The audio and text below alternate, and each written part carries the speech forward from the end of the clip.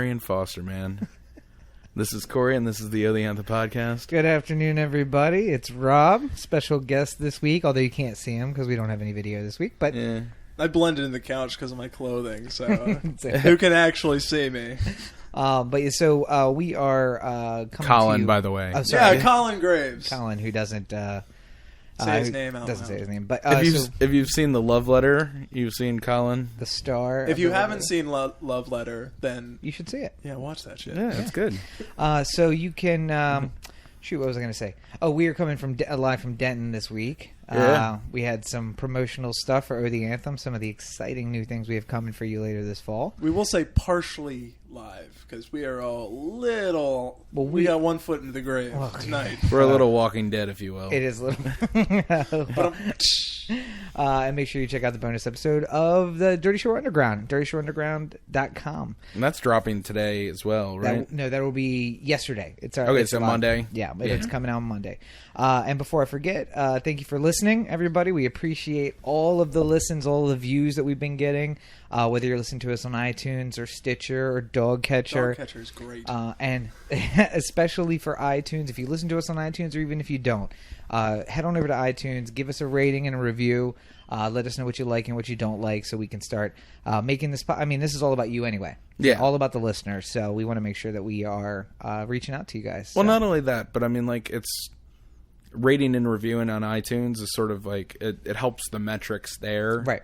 Where other people might find it. And if you like us, don't you want other people to listen? Yeah, if it's like The Walking Dead. Like, we had a whole review episode. Yeah. Because it has such a following. So, like, the more you put it out there, the more you get to talk about, like, what Rob and Cory said this Tuesday. Right. And we were really hoping for a podcast to spring up that's the, what are Rob and Cory talking about this week? It's like the serial offshoots. So Adam Carolla's like, so on the Rob and Cory show on Tuesday. On the Anthem podcast, did you hear that? If we could get a mention on Carolla. Natalia. A mention. God. You're going to be the next special guest. Oh, God, I would love it. Would be fantastic. Because he would talk about it on all 9 of his podcasts. So that's a total of 9 million listeners. Dr. Drew, I talked to Cory and Rob this week. He won't believe the shit they said. But yeah, so we do have a lot of exciting stuff coming for you this week. Or this fall, So very excited about all of that. Yeah. The most exciting... Big things. Yeah. Going back to the Open. Going back to our conversation from last week. Yeah. The Posse has a fantasy football league. Yes. I have a team that's designated to me, and then another team I'm kind of helping run on the side. Which is doing much better than your own team. You're welcome, Rachel. I know, God. But I failed to beat Rob this week. That's right. Mostly because... No one believes in you, Rob. Mostly because when Sunday morning rolled around, I heard nothing but, like, Arian Foster is back. Expect huge things from him. Mm-hmm. He is going to be ripping up shit this week. Yes. And then, like, as soon as the game started, there was, like, a sideline reporter. It's just like, expect Foster to get, like, I don't know, 8 snaps today. I'm just like, that's not... No, 8 touches. Yeah, limited touches. That's not letting him run wild. And then he had, like, 40 yards. And I was just like, God damn it. And it looked like he injured like his a groin. Fumble. And yeah, I was going to say, it looked like he injured his groin at one point, and I'm like, good Lord. That guy, he's so big and so strong, and he's, like, laid low. Now, that's a horrible injury. Yeah. Pulling your, oh, God, just thinking about it's pulling real your bad. fucking But, sucks. Yeah, I pulled my groin back in baseball, and it was bad. Well, and the thing is, though, he had all winter. He had all summer to, like, get over the injury, and he's, like, still with the groin, still. Well, that happened in training camp, I think. Well, no, he re-injured it in training camp. Yeah. Because last year, he was out for a groin injury. Right. And apparently just, having models do blow off your dick. Fucking strange your groin. Big dick problems. Jesus, who knew? I feel like if he put up an honest game, it would have been a lot closer than it was. I mean, like, going into the Monday night game, I had Calvin Johnson. Yeah. And I think it was like... It wasn't a completely insurmountable amount of points. It was like 18. Who were the Lions playing? The Seahawks. Seahawks. Yeah, they played the Seahawks. Yeah, I was going to say, I don't think I had anybody. So I was done. Yeah, you were done on Sunday. Yeah. And I think I had somebody on Sunday night and then Monday night. Yeah. And I was just like waiting for these two games to like play out. I was so close. I got this. But I was like 18 points down, and I was just like, all right, Calvin just needs to have a big game. The big game breakout has to happen for Calvin Johnson. And then, of course, he fumbles into the end zone. And then something happened I didn't really watch after that. So. I think he got a shoulder to helmet, and they had to do the concussion protocol, so he was out for a while, for a couple of series. No, but you know what? I've maintained that my team is so good once they get healthy. Right. Once all the parts are moving the way they're supposed to. And I'm just gonna go on the 12-game winning streak that the Ravens need. Yeah, you need to follow the Ravens. I'm just gonna go on like a 12-game epic everybody eat shit winning streak. Right. The other part that upset me too is like when I got the report the next day. Yeah. Where it was just like, Close, res but no ipsa locator barely squeezes by legend CB5s, and like I read all the points and it's just like. For the 8th week in a row, Corey's players have underperformed their valuations. I'm just like... But then at the very bottom, I looked and it said, like, if Legend CB5 had the same record as Rob, he would be 3-1. Yeah. I'm just like, God damn it. Like, because all I needed was, like, just another win... Or like a win. I was going to say a singular win. And I posted something earlier this week, and enjoy it because it'll be on the video now. But our league has gotten a little vicious with the renaming of the teams. So I've been res ipsa locator, which is for non-lawyers and non-Latin speakers. It's a principle in the law that says the thing stands for itself. Right. Which I think is like a nice, strong... Not so much this season, but it was a nice, strong name last season. And I've left it that. And Rachel has left her team as winning is my forte, right, after Matt Forte. But other than that, everyone else has changed the names of their teams. And I wanted to stick with Legend CB5s. I was content with it. Yeah. But then when EP changed her name... To what? Not your first win. Right. I was like, all right then. Now I got to be not a cat lady. And then I changed it to the cat lady from The Simpsons as my logo. Yeah. Ironically, though, it turned out that it's not your first win. So. Well, we don't know that yet. I'm still leading. She's got two people on Monday night. I think they have to get 18 points. Yes. So No. Less than that now. It wasn't like 7? No, because I had a big kicking Oh, that's week. right. Kicking week. Okay, so you only have to... Brown came up for me. Yeah. What can Brown do for you? But unfortunately, the 9 points is both under their projected points for the game. Yeah. So things are going to be close. But it's not even that. It's everybody who had a game this week changed the name of their team. Right. Like Maggie, the sweetest, nicest mom, fantastic mom to little Bailey, got real personal with the no shirtless selfies. Yeah. Name. On Burns. On Burns. Burns' name is still the same. Yeah. And actually Chelsea's is too. It just got mean because John changed his to yes I can. Like Obama. From Obama. Yeah. And then was it Rob? Is it Rob and Shannon this week? Yeah. Death from above, shit from below, something like that. Oh, here we go. Yeah. So, oh crap. It's not a cat lady versus not your first win. Yeah. It's death from above versus danger from below. But Rob they changed those again. Yeah. They're rolling through. That was a picture I could find on your profile. Yeah. So if you have another one somewhere, no, this is the one. Okay. And it's yes you can versus I can, which is Chelsea's. You can. And then about that action, boss from Burnett playing anti-shirtless selfie. I do like how he says yes you can, and then in parentheses Obama. Yeah. Rob and Shannon changed their names yet again since you posted that. Yeah. Rob is 0.3 point head start. Yeah. What was that about? Because I think Shannon played somebody who only got 0.3 points on Monday. And then Shannon changed hers to more than just Pats because Rob has the whole Brady and Edelman and Gronkowski on his team. Which is why he has how many points right now? 105.2 to 40.14. Shannon's 40. And that one's locked. Shannon. That's done. Yeah. Good grief. Yeah, so Shannon had Dante Moncrief playing in the Thursday night game, and he only got 0.3 yards receiving. Nice. So... Well, and so what I've been calling us, we have the feast or famine league. Like, you either put up 140 or you get 40. It's ridiculous. the problem is that, like, on both, I think it's on DraftKings especially, but I don't know if it's on FanDuel, but probably much the same.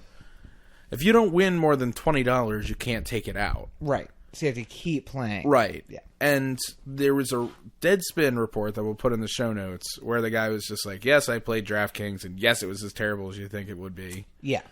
And he placed, like, he got into, like, a $3 or $5 contest or something like that, and he placed, like, 18,000th. Yeah. And he won $5. But you can't get your $5 out. But you can't get your $5 out until you hit 20. Right. That's when they'll write you a check or send you it via PayPal. Yeah.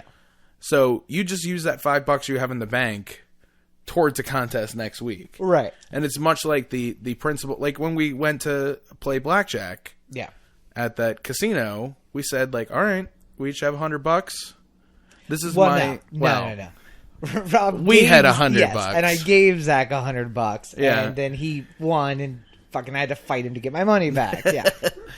Get your investment back. Yeah, not even a percentage of what he won. I had to fight him to get my money back from the that he was playing with. But the idea was, like, we were sitting down, we were saying, listen, if we lose $100 while we're sitting here for 5 hours, then that's the cost of entertainment. We're getting free drinks and shit like that. We did get a shit ton of free drinks. Right. And smoked an entire pack of cigarettes sitting at the table. And scared the little Chinese lady who was doing cards. Well, that's because I was also betting on the Pats game. Right. We can all agree, the part that's most infuriating about DraftKings and FanDuel and all these things is that they are taking over every aspect of our lives, basically. Like, number one is that they spent $6 billion on advertising. Since August 2015. Yes. $6.8 billion. So that means that is why every commercial break has a FanDuel commercial or a DraftKings commercial. But that wasn't enough. No, now they have to have the FanDuel Player of the Week. And if you listen to, like, the Fantasy Focus podcast like I do, or read Matthew Berry's column, like, it's just littered with people like, if you're playing DraftKings this weekend, here's an interesting pick.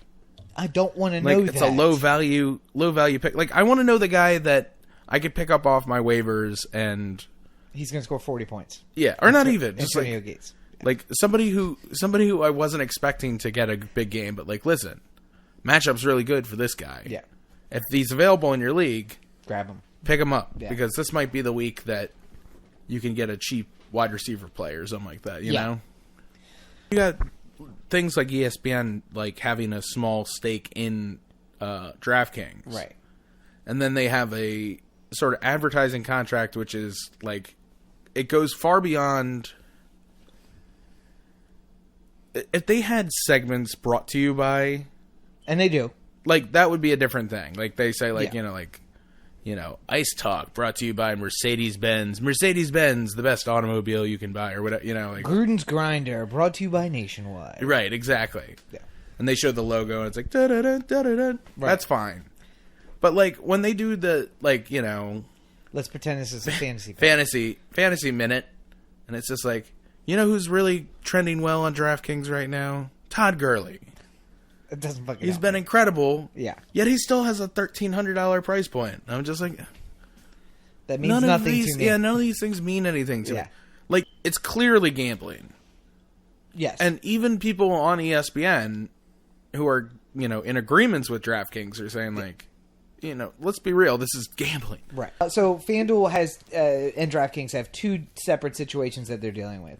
Number one is an insider trading racket, because apparently somebody on FanDuel who works for the company made won a $350,000 league, and may or may not have had some insider information. Well, I heard the figure is that FanDuel employees have won 3% of all the money DraftKings has ever put out, which is $6 million that FanDuel employees have won. Right, and the thing is that it's okay if you win the $20 thing or whatever. Right. It's when you put your name into that $350,000 and then you win it. The internal investigation hasn't been. It's been sent to the New York Attorney General's office. Whatever happened of it. But my understanding of it was that one of the allegations or one of the accusations is that that they were either changing their teams after the fact, that they were entering their teams after the game's already started, or that people at FanDuel had inside information that the public didn't have otherwise. Like Arian Foster only playing limited touches. Right. And so, like, they are partnered with ESPN. They are partnered with, not the NFL Network, but other networks. And that information that comes out right after the game starts, they may have had right before the game starts. But no, so the other thing that the DraftKings and FanDuel are having problems with is states are starting to say, this is gambling. Yeah. And we need to wet our beak. We need to wet our beak a little bit. Well, not that we hate gambling. We want it. If you go on to Play, you'll see a notice. That was me. Was it you? Yeah. Sorry, that was me. You'll see a notice of like 3 different states: Wyoming, Montana, and somewhere else. Probably Utah, I'd imagine. Mm-hmm. Where it's just like, we are not allowed to accept any games from people who live in Wyoming, Montana, or Utah. Right. But one of those 3 states, I think it was Wyoming. I don't know. Please forgive me. It's somewhere in the upper Midwest. Yeah. One of those boxy ones. Sorry, Wyoming. One of those square-looking ones. Yeah. Rectangular. They have their own in-house lottery, which does the same thing as Daily Fantasy. Right. So you can play it through the Montana State Lottery or Just whatever. Can't play it through DraftKings, because they don't want you to put that money in. Government hates competition. And I'll tell you this, too. The NFL, just over the course of this last 3 years or so, has built up a lobbying presence in Washington. Right. The thing that allowed DraftKings and FanDuel to take over was stuck an appropriations bill for the military. Okay. Last second add-on. Sure, of course, yeah. Where it's just like, and it was like, oh no, I'm sorry, it was terrorism for ports. Mm-hmm. It was a nominal amount of money that was supposed to drastically prepare, or like allow the nation's ports to be secured in the case of a terrorist attack. So it's getting passed. Yeah. Yeah. And in the last minute is when they put on all the extra, like, bells and whistles that they want. Yeah. And one of them was a gambling bill, which basically said that this wasn't gambling. Daily Fantasy wasn't. Right. Yeah. And the NFL pushed hard for it. And honestly, I was talking to you about this with, like, the Ravens game, like the catch that wasn't a catch, and, right? Or the thing that wasn't a catch that turned out to be a catch, or whatever we want to talk about it. Yeah. It seems like the NFL over the last couple seasons has gotten a little bit more tricky about how all of a sudden penalties happen when they need to happen, or things happen yeah. when a spread needs to be covered, right? Or when somebody's getting a little out of hand. I'm not saying that they're doing this because it wouldn't be good for business if they decided to get in the business of gambling, but it's just really kind of shady how it's just all. I don't know. Like, I really, somewhere deep inside, I think the NFL wanted a year or two of FanDuel and DraftKings, and even like Yahoo as a daily fantasy entity, to go smoothly. Make sure it's all on the up and up. All on the up and up, and that people weren't fighting it. Right. People were accepting of it or liked it, because then the NFL could break out its own daily fantasy. Right. And collect all that money for themselves. NFL. Because they would be the best position to take over the entire market. So you're saying they would let the DraftKings FanDuel go, then, like, stop supporting them? Hey, here's our system? Yeah, I mean, like, if ESPN pays a shit ton of money to the NFL to carry the Sunday games. Night, or Thursday Night Football with NFL Network. Or no, Monday night. Yeah, Monday Night Football. That's right, yeah. So, the NFL could basically just go to the negotiation table and be like, listen, if you want to cover it, you're going to have to cover our daily fantasy too. And by the way, we don't allow competition. Right. So you can't have ads for anybody except us. Yeah, don't talk DraftKings, don't talk FanDuel. Because the NFL, I think, just right now has say over the advertisements that they... Yes and no. That air on their games. There's certain... they have their own S&P. Yeah, they have their own S&P people that have to review stuff. But I mean, like, they don't want certain things to, like... So they're fine with, like, alcohol and... Yeah. But they wouldn't want, like... Justice for Trayvon Martin. Yeah, commercial. or whatever. Anything no pro-life commercials. There's nothing controversial.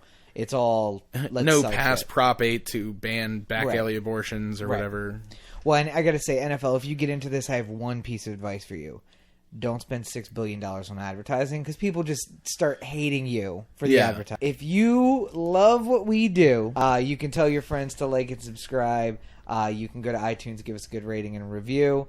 And you could support the stuff that we do. Just a nice word, a retweet, a share on Facebook, a like even, is always helpful. So that's what you can do to help us out. And it makes us so happy.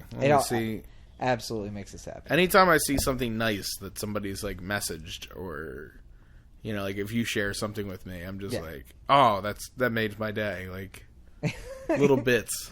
Yeah, and we got to see a very cute video of Katie, Carla, and Olivia reacting to our shout out, and it warms the cold cockles of my heart that somebody would enjoy the stuff that we produce that much. So, hope springs eternal that one day we will be able to podcast every night of the week. And just somebody else reach out to me, because I'm tired of Colin just like texting me all morning going like, hey, it was really funny when you said that thing on the podcast. All right, well, anyway. If you want more of the Anthem, otheanthem.com, Cory at otheanthem.com, O The Anthem on Facebook, Twitter, Google+, YouTube, and the listener line, 443-219-7595. What's that number again? 443-219-7595. And you can find me on all your social networks at Robert N. Cheek. Make sure you check out robertncheek.com, where you can find links to A Dead Drop, which is still a work in progress, foundingthefuture.us, and of course you can find links there to both of my books and information about the upcoming books. So, buy Rob's books. What was the hell was that? I don't know. Let me give it to the people the way they like. Go ahead. Buy Rob's books. Thank you. So make sure that you, as always, you like and subscribe, you rate and review. Those are the things we like. Send us messages. Always fantastic. So. All right. Well, I think we did good here today. We've done something. I don't know if it's good. But in any event, as always, you are listening to the O The Anthem podcast, part of the O The Anthem digital network. For Cory and Colin, this is Rob. Have a great week, everybody. God, I hope you're not listening to this at 4 o'clock in the morning like we recorded it. 4 a.m. miracle.